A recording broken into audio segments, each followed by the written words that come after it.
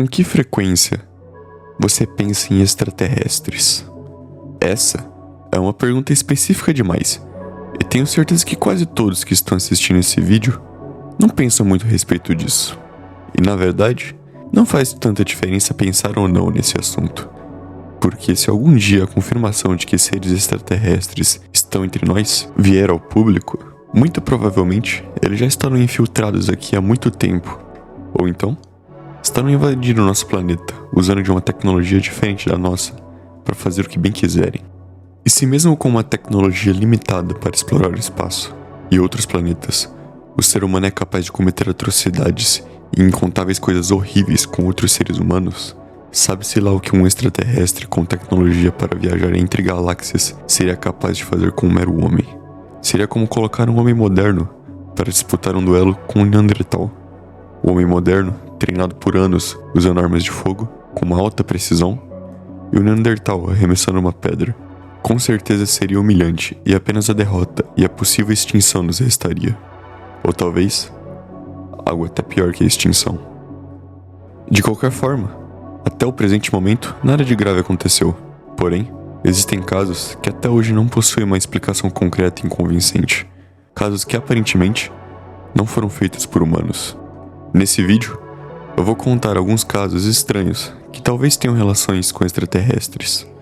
Durante o vídeo, eu não vou mostrar quase nenhuma imagem a respeito dos casos, pois elas são grotescas demais para mostrar no YouTube. Mas caso você fique curioso, é bem fácil de encontrá-las na internet. Dito isso, vamos começar. No dia 4 de maio de 1969, o soldado José Antônio da Silva estava em um de seus dias de folga, pescando em uma lagoa, quando de repente, escutou sons vindo no matagal, que aparentavam ser gemidos abafados. Em seguida, ele viu que aparentava ser um homem pequeno, que vestia uma roupa que se assemelhava muito a trajes hazmat, que são roupas que o ser humano usa para se proteger da radiação em ambientes com excesso dela. Com certeza você já viu esse tipo de roupa em algum filme. Logo em seguida, antes de poder tentar reagir de alguma forma, José foi atingido por algo que, segundo ele, se assemelhava a fogo, porém não queimava e possuía uma coloração diferente. Era esverdeado no centro e avermelhado nas bordas. Assim que foi atingido por isso, ele sentiu seu corpo formigando e suas pernas ficaram dormentes. Em seguida, outros dois seres o seguraram e o arrastaram até um tipo de aparelho de aproximadamente 2 metros de altura, em formato de carretel. Dentro desse objeto, eles colocaram José em uma roupa como a deles, e depois o amarraram. E logo depois se amarraram, o que indica que talvez essas amarras fossem talvez um tipo de cinto de segurança. Após isso, um outro ser chegou e acionou algo que parecia uma alavanca, fechando o objeto e fazendo começar a se movimentar, aparentemente decolando a nave. Após isso, José começou a escutar os seres emitirem sons de forma muito animada, o que parecia algum tipo de língua não humana. Com o passar do tempo, a situação de José se tornava cada vez pior, já que já havia se passado muito tempo desde que foi amarrado e sua posição estava extremamente desconfortável. Porém, eventualmente, a nave parecia ter se apoiado em algo e aterrissado. Depois disso, os seres foram até José e o desamarraram, fecharam parte de seu capacete que o permitia enxergar e o arrastaram para outro lugar.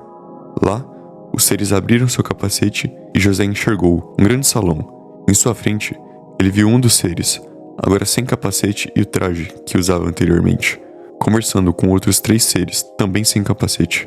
Segundo José, estes seres tinham cabelos e barbas, onduladas, avermelhadas, espessas e compridas, chegando aproximadamente até seu abdômen. Pele clara, olhos grandes, com uma esclerótica mais escura do que a pele e pupilas bem escuras, sobrancelhas grossas, nariz afiado e comprido e uma boca vertical. Devido ao capacete ainda em sua cabeça, José não pôde enxergar muito à sua volta, mas se esforçando um pouco, ele viu, em uma parede, o que pareceu ser pinturas de animais, casas, árvores, veículos aéreos e terrestres e o oceano. Abaixo dessa pintura, haviam 4 homens nus, deitados, que aparentemente estavam mortos. Os seres, de frente para José, começaram a tentar se comunicar com ele, gesticulando e desenhando. Porém, interrompendo a conversa, um ser chegou com um líquido escuro e ofereceu para José, que só bebeu após ver todos os outros seres também bebendo. Bebendo esse líquido amargo, José se sentiu um pouco mais disposto. Durante essa tentativa de comunicação dos seres com José, José não tinha dúvida de que esses seres queriam informações humanas. Respondendo os seres, José fez um sinal de negação e puxou um rosário que estava consigo e começou a rezar em voz alta. Mas demonstrando raiva, um dos seres arrancou o rosário de José e começou a examiná-lo, junto com seus companheiros. Ainda, aparentemente com raiva, o ser que aparentava ser o líder deu um sinal, e os seres fecharam novamente o capacete de José e começaram o trajeto de volta. José, então, foi deixado ao lado de um córrego, que permaneceu ali, quase sem consciência, até o dia amanhecer. Com o raio do sol, ele recobrou seus sentidos e começou a caminhar, até chegar em uma rodovia.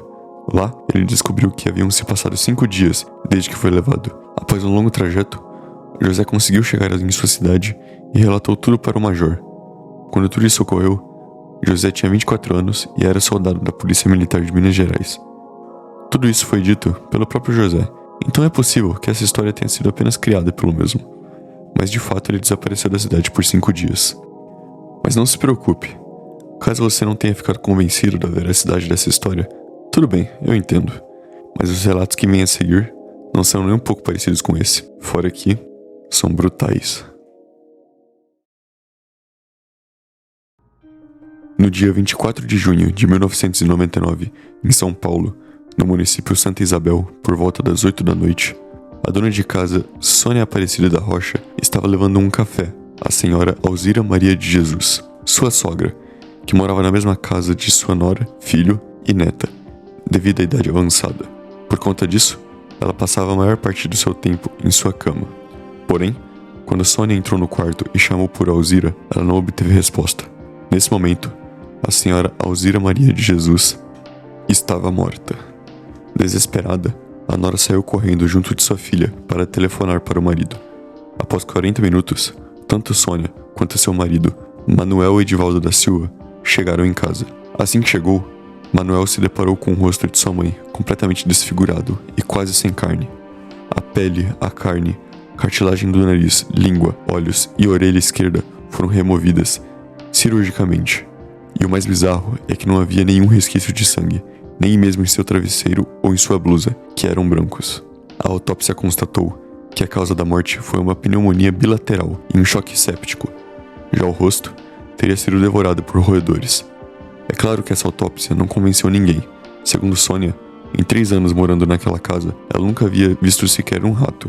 Já o delegado disse que também não acreditava no resultado da perícia, pois não havia encontrado nenhuma marca de sangue ao redor da vítima, e o rosto estava cortado precisamente demais para um roedor.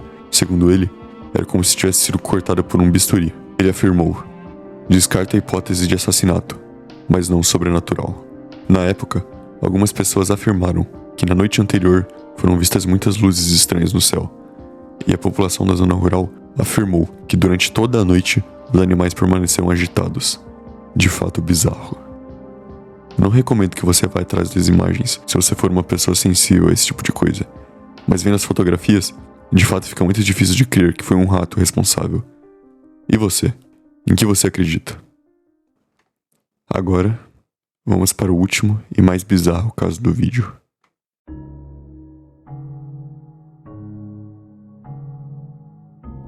No dia 29 de setembro de 1988, próximo à represa Billings, foi encontrado o corpo de um homem. O corpo estava jogado próximo à água e alguns urubus sobrevoavam o corpo.